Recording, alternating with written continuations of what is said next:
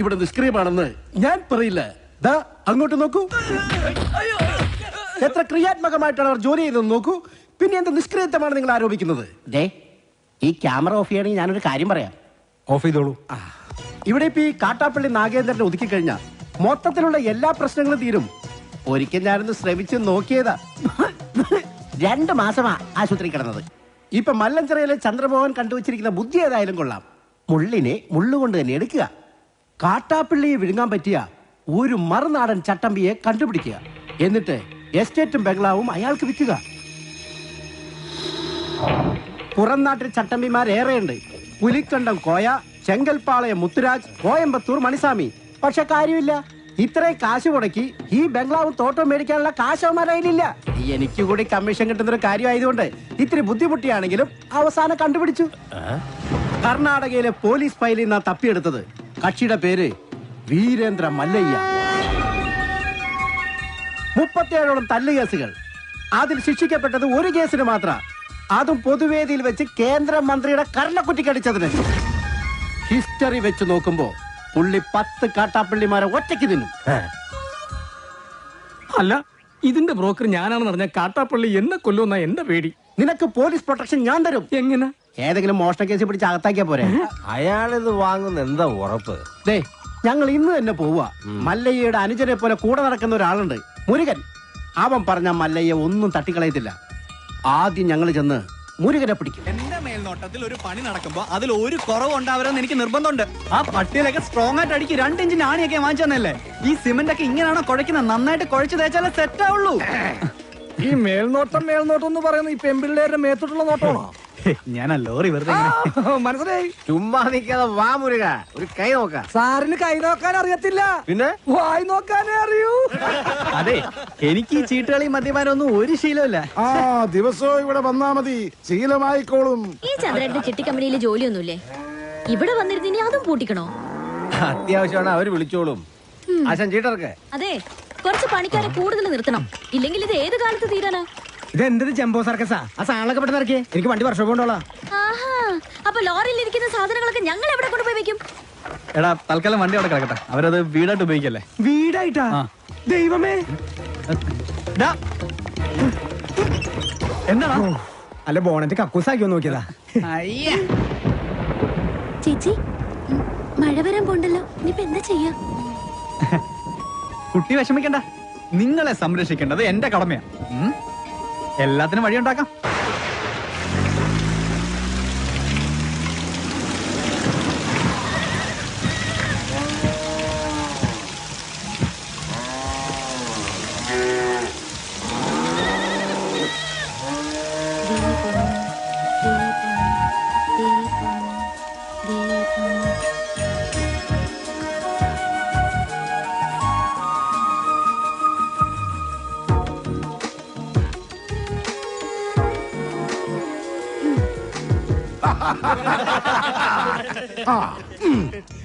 സലാമുണ്ട്.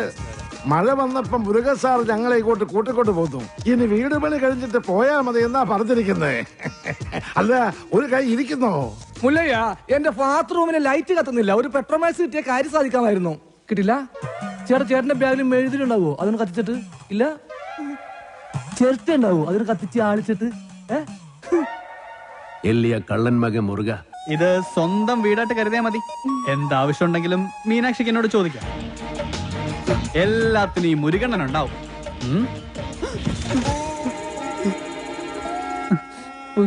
ഇവിടെ നിൽക്കണ്ട. മഴ പെയ്തപ്പോ എല്ലാരും കരച്ചിലോടെ കരച്ചില്. പ്രായമായ പെൺകുട്ടികളെ കൊണ്ട് ആശാൻ എങ്ങോട്ട് പോനാ? ഞാൻ പറഞ്ഞു, മല്ലയ്യ എത്ര മനസാക്ഷി ഇല്ലാത്ത ആളൊന്നുമല്ല. വലിയ വീടല്ലേ ഇവിടെ കിടക്കണേ, നിങ്ങളെ ഇങ്ങോട്ട് കൂട്ടിക്കൊണ്ട് വന്നാൽ മല്ലയ്യക്ക് സന്തോഷമാവുള്ളൂ. ഈ മനസ്സ് എനിക്ക് അറിഞ്ഞൂടെ? നിന്റെ ആസനത്തിൽ നീ തന്നെ സുണ്ണാമ്പ തേച്ചാ മതി. എന്റെ അടുത്ത് പറഞ്ഞു, ആന്തി മകനെ, നന്നെ ഞാൻ മൂർക്കാൻ കൊണ്ടിയാ നീനു. ആ പെണ്ണിനെ അവിടെ കണ്ടപ്പോഴേ ഇവന് തുടങ്ങിയതാണ് ക്രിമികടി. ഇവന്റെ ആസനത്തിൽ സുണ്ണാമ്പ് തന്നെ തേക്കണം. അവരെ ഒരു വാടക വീട് കണ്ട് അങ്ങോട്ട് മാറ്റും. ശരി. അതെ, ഈ നാട്ടിൽ എവിടെങ്കിലും വാടക വീട് കണ്ടുപിടിച്ചോണ്ട് വന്നാ തന്നെ ഞാൻ കൊല്ലും. ഇവിടെ അഹങ്കാര കട്ടാത്തോന്നും ഞാൻ ഇവിടെ വീട്ടിൽ വന്ന് താമസിക്കണം. കൊമ്പുനോടും വെള്ളം നിനക്ക് ആ. ഡ്രൈവിങ്ങിനേക്കാളും നല്ലത് കുക്കിംഗ് എല്ലാം നല്ല രസമായിട്ടുണ്ട്. താങ്ക്സ്. ഇതെല്ലാം ഉണ്ടാക്കിയത് ഞാനല്ല, ഈ ഗൗരിയ. ഓ ആരെ നല്ല എള്ള ഭയങ്കര ഉപ്പ്. ഏയ് എല്ലാത്തിനും നല്ല ടേസ്റ്റ് ഉണ്ടല്ലോ. നിന്റെ നാക്കല്ല എന്റെ നാക്ക്, എന്റെ നാക്കല്ല നിന്റെ നാക്ക്. മുച്ചോണ്ട് തിന്നോ നന്മകൻ. ഈ ചമ്മന്തി ഞാൻ ഉണ്ടാക്കിയതാ. ഇതുകൊണ്ട് ഊണ് കളിക്കാം. അല്ലെങ്കിലും മീനാശി എല്ലാത്തിലും മുടിക്കുക, കാണാനും മുടിക്കുക. പിന്നെ വേറെ ചില ഹുടികൾ കുട്ടി കൊബ്ബയില്ല അഹങ്കാരം കുട്ടി കൂടെ ഇരിക്കേ. ഞങ്ങൾ പിന്നെ കഴിച്ചോളാം. കൂത്തൊള്ളി. അയ്യോ, വേണ്ട മല്ലയ്യ. നീ എന്താടാ എഡ്വിട്ടെ? വയറ് നിറഞ്ഞു. നിറഞ്ചാ മീനാക്ഷി, മല്ലയ്യ ഒരു ജ്യേഷ്ഠനായിട്ട് കണ്ടാ മതി കേട്ടോ. എന്തേ? അല്ല, ഒടുക്കത്തെ ഗ്ലാമറായിട്ട് ഇറങ്ങിയിരിക്കാം. പിന്നെ എനിക്ക് കുറച്ച് കാര്യങ്ങൾ സംസാരിക്കാനുണ്ട്. രാത്രി കഥവിന്റെ കുറ്റിയിടല്ലേ? മീനാക്ഷി, മീനാക്ഷി എത്ര അവൻ എന്താ പറഞ്ഞത്? എത്ര നേരമായി ഞാൻ പെൺകുട്ടികളുള്ള വീടാ. ഇങ്ങനെ റോന്ത് വിറ്റി കിടന്ന മറ്റുള്ളവർ എന്ത് വിചാരിക്കും? വെറുതെ ചീത്തപ്പേരുണ്ടാക്കാതെ പോയി കിടന്ന് ഉറങ്ങും. നമുക്ക് നേരെ വെളുക്കുന്നത് വരെ സംസാരിക്കാം. രാത്രി മുഴുവൻ സംസാരിക്കാൻ നമ്മൾ എന്തോന്ന് കാമുകന്മാരാ? എനിക്ക് ഉറക്കം വരുന്നു. ഒന്ന് പോയി കിടന്ന് ഉറങ്ങുമോ? ഉറങ്ങണം, പക്ഷേ അതിനു മുമ്പ് ഒരു കാര്യമുണ്ട്. എന്താ ഇത്? എന്ത് കാണിക്കുന്നേ? അയ്യേ, എന്താ ഇത്? എന്നെ കൊണ്ട് ഭരതനാട്യം കളിപ്പിക്കാൻ പോന്നാ? ഇല്ലെങ്കിൽ നീ നിനക്ക് സീത പേരുണ്ടാക്കും. വാല് പുറത്തിന് പൂട്ടാൻ പറ്റില്ല. നീ എഴുന്നേരി നടന്നാൽ എനിക്കറിയും. അവൻ ആരെഴുന്നേറ്റ് അടക്കാൻ പോന്നു?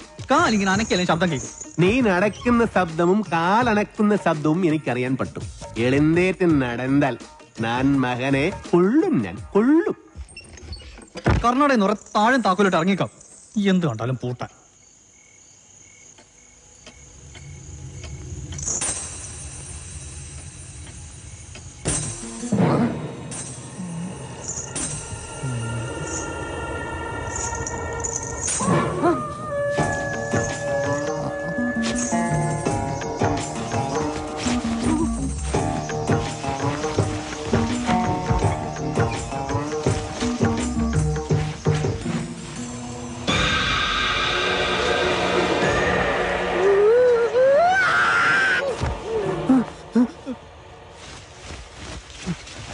ശവം.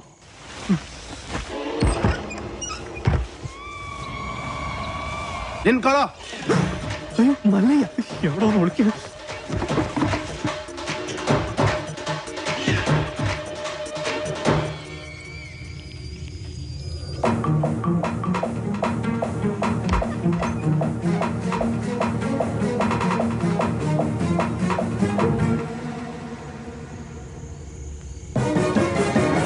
കള്ള കുടുക. ഇതാ. എന്താ ഇത്? മുരുകൻ, മുരുകൻ. മുരുകനല്ല, ശ്രീകൃഷ്ണ. സോറി. എന്താ? സോറി.